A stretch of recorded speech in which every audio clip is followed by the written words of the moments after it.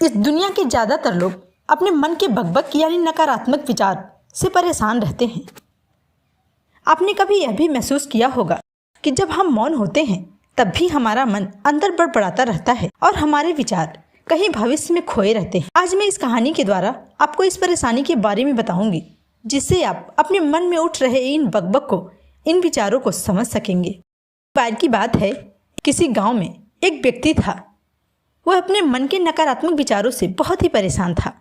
वह अपने मन में लगातार चल रहे इस बकबक को शांत करना चाहता था, पर वह कैसे शांत करे इसके बारे में वह समझ नहीं पा रहा था। उसके यह सब विचार शांत होने का नाम ही नहीं ले रहे थे।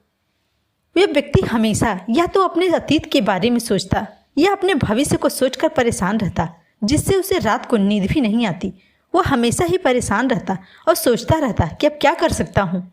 फिर एक दिन उसे किसी व्यक्ति ने बताया कि गांव में एक ज्ञानी महात्मा रहते हैं, तुम उनके पास जाकर अपनी समस्या बता सकते हो।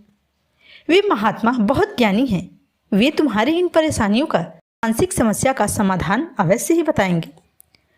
सुबह होते ही वह व्यक्ति उस महात्मा के पास जाता है और अपनी सारी परेशानी महात्मा को बताता है। महात्मा व्यक्ति की बात को बड़े ही ध्यान से सुनते हैं और बोलते हैं, तुम बताओ मुझसे क्या चाहते हो। व्यक्ति ने कहा, हे महात्मा, मैं अपनी नकारात्मक विचारों से परेशान हो गया हूँ। मैं इसे समाप्त करना चाहता हूँ। कृपया आप मुझे बताइए मैं अपने मन को कैसे शांत करूँ। फिर महात्मा ने कहा, इस मन को एक क्षण में शांत करना इतना भी आसान नहीं है। मन को शांत करने के लिए ज़्यादा समय लग सकता है। क्या तुम यह कर पाओगे? व्यक्ति ने कहा, हाँ महात्मा, कितना भी समय लग जाए मैं अपने मन को शांत करने के लिए तैयार हूँ। तब महात्मा ने कहा, मैं तुम्हें कुछ उपाय बताता हूँ। अगर तुम ऐसा कर लेते हो तो तुम अवश्य ही सफलता प्राप्त कर सकते हो। मैं तुम्हें बताता हूँ। तुम मन को काबू करने के लिए सबसे पहले ऐसे लोगों का साथ छोड़ दो जो तुम्हें नकारात्मक विचारों से परेशान करते हैं, जो तुम्हें लक्ष्यहीन, कमजोर, लाचार, तरह तरह की बातों से तुम्हें परेशान करते हैं।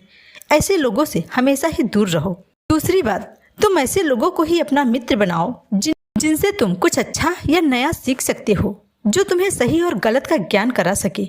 क्योंकि हमारे जीवन में हमारे मित्रों का बहुत ही अधिक प्रभाव होता है। एक कहावत है, खरबूजे को देखकर खरबूजा रंग बदलता है। धीरे धीरे तुम भी वैसे ही बन जाओगे जैसे लोगों के साथ रहोगे। अगर तुम्हें अच्छे मित्र नहीं मिलते तो तुम अकेले और एकांत में रहो। किसी महान दार्शनिक ने भी कहा कि तुम मुझे किसी भी व्यक्ति के 5 मित्रों से मिला दो, मैं इन 5 व्यक्तियों के व्यक्तित्व को देखकर यह बता दूंगा कि उस व्यक्ति का व्यक्तित्व कैसा है। उस महात्मा ने व्यक्ति से कहा, क्या तुम ऐसा कर पाओगे? व्यक्ति ने कहा, हे महात्मा, मैं अवश्य ही ऐसा करूंगा। महात्मा ने आगे उस व्यक्ति से कहा, मन के बकबक को शांत करने का तीसरा तरीका है, तुम वर्तमान में जियो। ना ही तुम बीते हुए बातों को सोचो और ना ही भविष्य की चिंता करो, क्योंकि तुम्हारे सोचने से कुछ भी बदलने वाला नहीं है। आगे महात्मा कहते हैं, अगर हमारा स्वास्थ्य ठीक नहीं रहता तो ये भी हमारे नकारात्मक विचारों को उत्पन्न करता है। इसका कारण है हमारे शरीर को ऊर्जा की आवश्यकता होती है और इस ऊर्जा के लिए हमें पौष्टिक भोजन की आवश्यकता रहती है। तुम जैसा भोजन करोगे तुम्हारे मन भी वैसा होता जाएगा।